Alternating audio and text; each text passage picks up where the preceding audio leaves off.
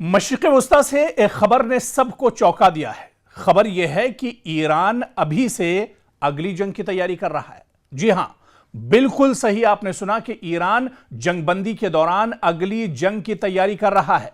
अभी मशरिक़ वस्ता में हालात थोड़े से बेहतर हो रहे हैं।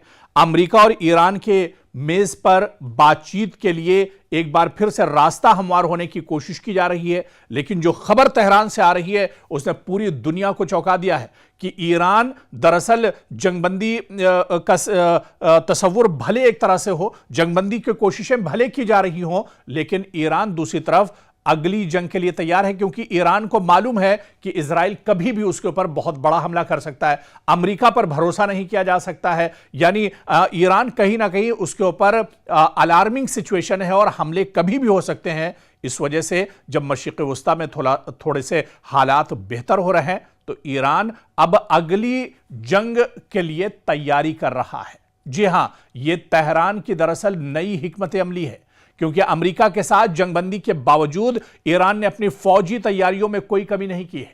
हालांकि पूरी तौर से अभी पर जंगबंदी नहीं हुई है, कोई इसका बाकायदा ऐलान नहीं हुआ है, कोई इसके लिए रोड मैप या खाका तैयार नहीं हुआ है, लेकिन फिर भी यह कोशिश की जा रही है, उम्मीद जताई जा रही है, भरोसा है कि आने वाले दिनों में अमेरिका और ईरान के दरमियान एक तरह से जंगबंदी हो सकती है। लेकिन आप देखिए कि ईरान अपनी फौजी तैयारियों में एक तरह फिर से मसरूफ हो गया है, बल्कि उल्टा अपनी अस्करी सलाहियतों को मजीद मजबूत बनाने में पूरी ताकत ईरान ने झोंक दी है। सवाल यह कि अगर जंगबंदी है या जंगबंदी जैसे हालात बन रहे हैं तो फिर इतनी तेजी से हथियार बनाने और फौज को मजबूत करने की जरूरत ईरान को क्यों पेश आ रही है, यह सवाल बहुत अहम है। मीडिया जराये की एक रिपोर्ट के मुताबिक ईरान ने जंगबंदी के अरसे को ज्यादा से ज्यादा इस्तेमाल करने की हिकमत अमली अपनाई है। इससे पहले अमेरिका और इजराइल के दरमियान जो जंग थी उसमें जो जंगबंदी हुई, उससे पहले इजराइल के साथ जो जंगबंदी हुई उसमें भी ईरान इत्मीनान के साथ नहीं बैठा, हाथ पर हाथ रख के ईरान नहीं बैठा, बल्कि ईरान दरअसल जंग की तैयारियों में मसरूफ रहा। और अब जब मशरिक़ वस्ता में हालात बेहतर हो रहे हैं तो अब भी ईरान जंग की अगली यानी मुस्तकबिल के लिए तैयारी कर रहा है। रिपोर्ट में दावा किया गया है कि तेहरान ने मिसाइलों और ड्रोन्स की तैयारी की रफ्तार में इजाफा किया है, फजाई दिफा को मजबूत बनाने पर काम किया और इन फौजी तंसीबात की मरम्मत शुरू कर दी है जो हालिया हमलों में मुतासिर हुई थी। ईरानी हुकाम का मौक़िफ़ है कि अमेरिका और इजराइल पर मुकम्मल एतमाद नहीं किया जा सकता है, इसलिए जंगबंदी को मुस्तकिल अमन नहीं बल्कि एक आर्जी वक्फा समझा जा रहा है। इसी वजह से ईरान अपनी दिफाई सलाहियत को हर कीमत पर बरकरार रखना चाहता है, ताकि अगर दोबारा कशीदगी बढ़े तो पहले से ज्यादा मजबूत पोजीशन में हो।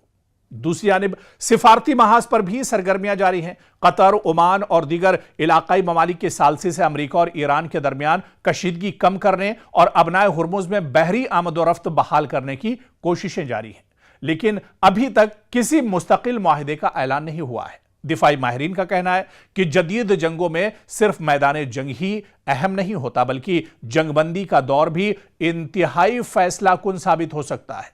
जो मुल्क इस अरसे में यानी जंगबंदी के दौर में अपनी फौज, असलहा और दिफाई निजाम को ज्यादा बेहतर बनाता है, वह आइंदा किसी भी मुमकिना तसादुम में बरतरी हासिल कर सकता है। इसीलिए ईरान इस वक्त एक तरफ सिफारतकारी का रास्ता भी खुला रखे हुआ है और दूसरी तरफ अपनी फौजी तैयारियों में भी कोई कमी नहीं छोड़ रहा है। और यही वजह है कि मशरिक़ वस्ता में हालात अगरचे वक्ती तौर पर निस्बतन पुरसुकून दिखाई देते हैं, लेकिन खित्ते में बेयकीनी अब भी एक तरह से बरकरार है। ईरान के हमलों से इजराइल में कहां पर सबसे ज्यादा तबाही हुई है, यह सवाल सबसे इंपॉर्टेंट है। हालांकि हालिया दिनों जो जंग चल रही या हालिया दिनों मशरिक़ वस्ता में जो हालात खराब हैं, इसमें इजराइल दरअसल कहीं पर मुलव्विस नहीं था। लेकिन इससे पहले जो दो जंगें हुई, एक इजराइल और ईरान के साथ, एक इजराइल अमेरिका और ईरान के साथ जो जंग हुई है, इसमें इजराइल को कहां कहां नुकसान पहुंचा है, कितना नुकसान हुआ है, कितनी तेजी से इजराइल उभर सकता है या इजराइल को कितना बड़ा धचका लगा है, दरअसल इसको यहां पर समझना बहुत अहम होगा। जिस इजराइल का दिफाई निजाम दुनिया का मजबूत तरीन समझा जाता था, क्या ईरान इसमें शगाफ डालने में कामयाब हुआ है? और पहली जंग जो 12 रोज तक चली थी, क्या पूरी दुनिया में यह जंग एक तरह से ज़ेर बहस भी रही थी। अगरचे इजराइल ने अपने फ़िज़ाई दिफा के जरिए बड़ी तादाद में ईरानी मिसाइल और ड्रोन तबाह किए, लेकिन इसके बावजूद कई मिसाइल इजराइल के अहम शहरों तक पहुंचे और जानी और माली नुकसान का सबब भी बने। तो किस तरह से नुकसान हुआ, कौन कौन शहर ईरान के हमलों की जद में आए, इसे भी समझना होगा। आप देखिए, जून 2025 जब तकरीबन 12 रोजा जंग के दौरान ईरान ने सैकड़ों बैलिस्टिक मिसाइल और 1000 से ज्यादा ड्रोन इजराइल की तरफ दागे थे। इजरायली फिजाई दिफा ने इनमें से अक्सरियत को रास्ते में ही तबाह कर दिया, लेकिन दर्जनों मिसाइल अपने टारगेट तक पहुंचने में कामयाब रहे। सबसे ज्यादा मुतासिर होने वाला इलाका तल अबीब और इसके अतराफ का वस्ती इजराइल था। कई मिसाइल रिहायशी इमारतों, कारोबारी मराकीज और हसास मकामात के करीब गिरे, जिससे इमारतों को शदीद नुकसान पहुंचा। बाज हमलों में आग भड़क उठी और कई रिहायशी टावर नाकाबिले रिहाइश हो गए, यानी कई अपार्टमेंट्स कह लीजिए, कई कंपाउंड्स ऐसे थे जो बुरी तरह से दरअसल तबाह हो गए। दूसरा बड़ा हदफ हैफा था ईरान का, जहां ईरान के हमलों में हैफा के कई सनती इलाके, ऑयल रिफाइनरी के अतराफ नुकसान की जो खबरें थी वो भी सामने आई, जिसके बाद तवानाई के शोबे और सनती सरगर्मियों पर भी इजराइल को बहुत बड़ा धचका लगा। और इसी तरह से जुनूबी इजराइल का शहर बेरशिबा भी मुतासिर हुआ, जहां कई बड़े सनती जो इदारे थे, कई फैक्ट्रियां थी, उसको भी दरअसल नुकसान पहुंचाया गया। और इसी तरह से बैतयम में एक रिहायशी इमारत पर मिसाइल गिरने से मुतादिद शहरी हलाक हुए, जिनमें बच्चे भी शामिल थे, कई अफराद भी इसमें जख्मी हुए। अगर मजमूई नुकसान की बात करें तो मुख्तलिफ मोतबर रिपोर्ट्स के मुताबिक इस जंग में इजराइल में कम अज कम कई अफराद हलाक हुए, जिनकी तादाद बहुत सी जगह पर 30 या उससे ज्यादा या 2800 से ज्यादा बताई जाती है, और तकरीबन 1500 से 3200 अफराद जख्मी हुए। जी हां, ईरान के हमलों में 3000 से ज्यादा इजरायली बुरी तरह जख्मी हुए, और जख्मियों की तादाद मुख्तलिफ इदारों के आदादो शुमार में मुख्तलिफ बताई जाती है।